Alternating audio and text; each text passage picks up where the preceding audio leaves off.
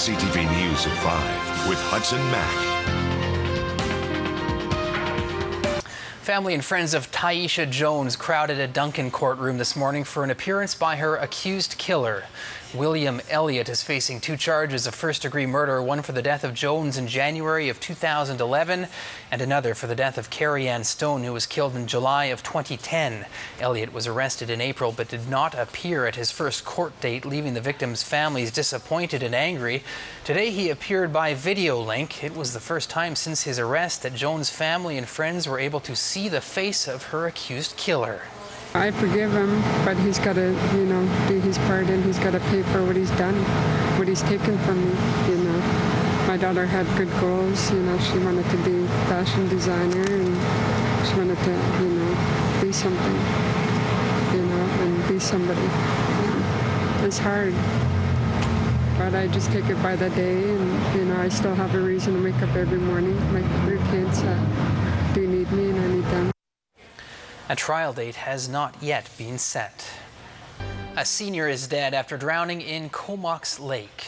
RCMP say a 66-year-old man drowned while swimming near the Courtenay and District Fish and Game Protective Association last night.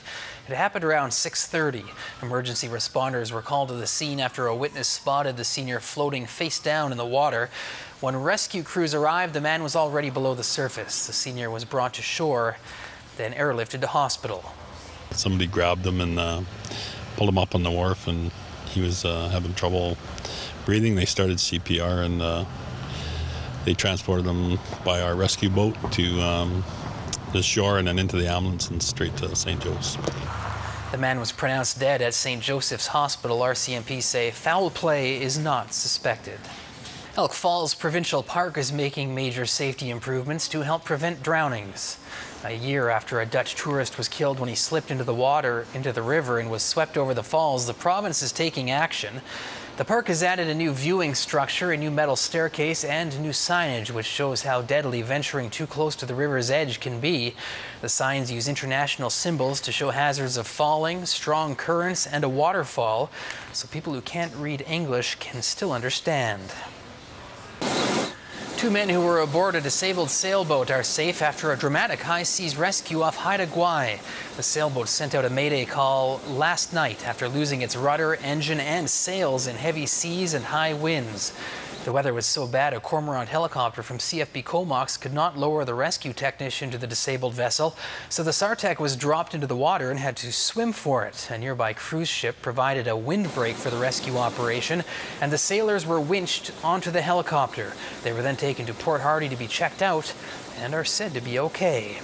Passengers aboard a world-renowned vessel are calling the harbor city home for the next 2 days. The cruise ship is called The World, Residences at Sea, and it docked in Nanaimo first thing this morning. About 150 of the ship's cabin owners are touring the city. This is the vessel's second visit to Nanaimo, and passengers say it's always a pleasant stay.